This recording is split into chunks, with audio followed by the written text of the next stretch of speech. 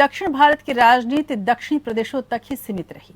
आंध्र प्रदेश ने जरूर चंद्रबाबू नायडू जैसे युवा नेता दिए जिन्होंने केंद्र में संयुक्त मोर्चा की सरकार बनाने में अहम भूमिका अदा की, तो एआईएडीएमके ने जयललिता जैसे नेता को दिया जो युवा भी थी और जो नई सोच के साथ भी थी, जो बीजेपी के साथ केंद्र की राजनीति में मुख्य भूमिका अदा करती रही। लेकिन उसके बावजूद जितने युवा चेहरे वहां आते रहे और जिस तरह से वो राष्ट्रीय स्तर पर अपनी छवि बना पाते, वो शायद नहीं बन पाई। भाषा की शायद एक मजबूरी रही होगी और इसके लिए बार बार युवा चेहरों को देखना हो तो बार बार उत्तर भारत की ओर नजर जाता है। लेकिन कुल मिलाकर देखा जाए तो चाहे उत्तर हो या दक्षिण, पूरब हो या पश्चिम, युवाओं को कहीं भी दरकिनार नहीं किया जा सकता। देश में युवा राजनीति के कई दौर आए हैं। देश की स्वतंत्रता के लिए युवाओं ने कभी क्रांतिकारी बनकर हंसते हंसते फांसी का फंदा चूमना मंजूर किया, तो कभी महात्मा गांधी के बताए अहिंसा के रास्ते से दमन का विरोध किया, तो इमरजेंसी के विरोध में मशहूर गांधीवादी जयप्रकाश नारायण की अगुवाई में संपूर्ण क्रांति का सपना तक देखा।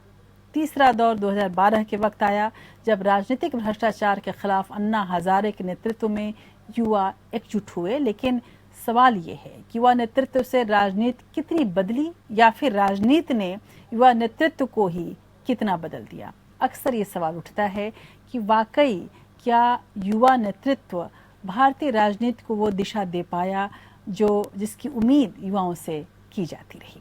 देखिए ये खास रिपोर्ट।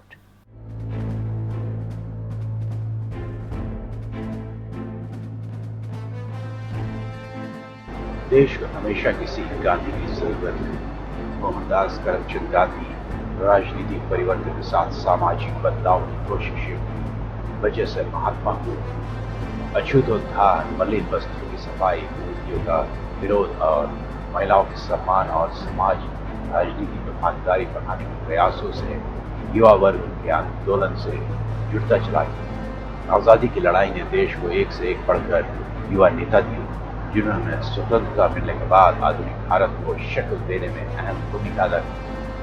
सबसे बड़ी बात थी स्वाधीनता संग्राम के समय से ही महात्मा गांधी और जवाहरलाल नेहरू जैसे नेताओं ने राजनीति में व्यक्ति को हावी नहीं होने दी। यहाँ तक कि संसद में प्रधानमंत्री नेहरू को अपनी पार्टी के नेताओं का मुखर विरोध झेलना पड़ता था। लेकिन नेहरू और फिर पूर्व प्रधानमंत्री लाल बहादुर शास्त्री के बाद राजनीतिक पथ की शुरुआत हुई।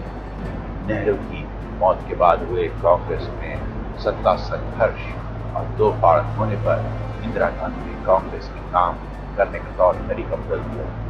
उसके बाद से वफादारी राजनीति की पहली शर्त बनती चली गई। देवनाथ परिवर्तन जैसे नेताओं ने इंदिरा इज इंडिया जैसा नारा दिया, पोट्री बंद की गई, आपातकाल लगा, सूचना और प्रसारण मंत्री विद्याचरण शुक्ल जैसे नेताओं ने अपनी व्यक्ति की आज़ादी का गला खोला। इमरजेंसी की वजह से इंदिरा गांधी देश के काले इतिहास में दर्ज हो गई। इमरजेंसी की सैरात में जयप्रकाश नारायण ने देश को राह दिखाई।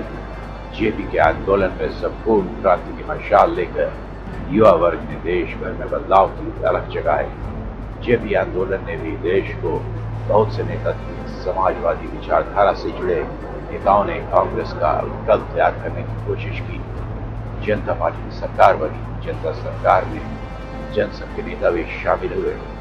देश में दूसरी बार गैर कांग्रेसवाद की हवा निकली। लेकिन आपसी मतभेद और स्वार्थ की वजह से यह राजनीतिक प्रयोग भी भरभरा कर गिर गया। इंदिरा गांधी की वापसी हुई। इसके बाद देश के चुनाव सहानुभूति लहर के बल पर जीते गए। इंदिरा और फिर राजीव गांधी की हत्या पर देश की जनता कांग्रेस के साथ खड़ी हो गई। लेकिन कांग्रेस से अपेक्षा पूरी न होने पर युवा वर्ग बदलाव की बात जोता रहा। इसी बीच राजीव गांधी पर वोट्स खरीद में भ्रष्टाचार में जो आरोप लगा तो विश्वनाथ प्रताप सिंह युवा आकांक्षा का प्रतीक बन गए। गैर कांग्रेसी राष्ट्रीय मोर्चा का साथ देने के लिए बीजेपी और कांग्रेस पार्टियों ने वीपी सिंह की पालकी छोड़ी। लेकिन इस बार भी युवा वर्ग चला गया। सत्ता की लड़ाई ने वीपी सिंह को मंडल कमीशन की सिफारिशें लागू करने को मजबूर कर दिया। राजा नहीं फकीर है देश की तकदीर है के नारे लगाने वाला युवा वर्ग दो भागों में बंट गया। स्वर्ण युवाओं ने सड़कों पर संग्राम छेड़ दिया तो पिछड़ा वर्ग एकजुट हो गया। ऐसे में जाति को सामाजिक आर्थिक वर्ग से जोड़कर देखने वाली समाजवादी विचारधारा वाली पार्टियों को एक बड़ा वोट बैंक मिल गया। महात्मा गांधी की समरसता और उदारता पर आधारित राजनीति के उलट पाटों और राजगरों सियासत का मूल मंत्र बनता चला गया। जाति में बांटने की राजनीति के जवाब धर्म और मजहब की सियासत में किया। मंडल के जवाब में कमंडल खड़ा किया गया और राम मंदिर आंदोलन के लिए सबकी धार्मिक आस्था को अपनाया गया। भारत में विदेशी हमलावरों से जोड़कर हिंदू मुस्लिम सियासत जोड़कर दी गई। इसी में बाबरी मस्जिद उठा गई। साथ में देश की गंगा चमन रवायत की शिक्षा रोजगार के लिए लड़ते युवा को कभी जाति कभी धर्म से जुड़े मुद्दों में बरसों तक उलझाए रखा गया। राजनीति में अपराधियों की आमद बढ़ती गई। युवा वर्ग सियासत से परहेज करने लगा। राजनीति भी आदर्शों के बजाय व्यापार बनती गई। चुनाव में पैसे की अहमियत बढ़ती चली गई। कांग्रेस फिर 10 साल के लिए सत्ता में आई। देश की राजनीति ने दूसरी बार मौका दिया, लेकिन गठबंधन की हुई सरकार के भ्रष्टाचार के खिलाफ 2012 में एक बार फिर युवा वर्ग खड़ा हो गया। निर्भया कांड में इसका गुस्सा रायसीना हिल्स पर दिखाई दिया तो 2G पुल घोटाले पर उसकी नाराजगी रामलीला मैदान में अभिव्यक्त हुई। गांधीवादी अन्ना हजारे की भूख हड़ताल ने कांग्रेस नीति सरकार को हिला दिया। इस नाराजगी का फायदा बीजेपी को मिला। नरेंद्र मोदी के चेहरे और उद्योगपति के आर्थिक मदद से देश का पहला हाईटेक चुनाव 2014 में हुआ। मोदी युवा वर्ग की धड़कनें बने। साल में 2000 करोड़ रोजगार, विदेशों से काले धन की वापसी और हर किसी के खाते में 15 लाख रुपए जैसे जुमले युवा वर्ग को अच्छे दिनों का सपना दिखाते रहे।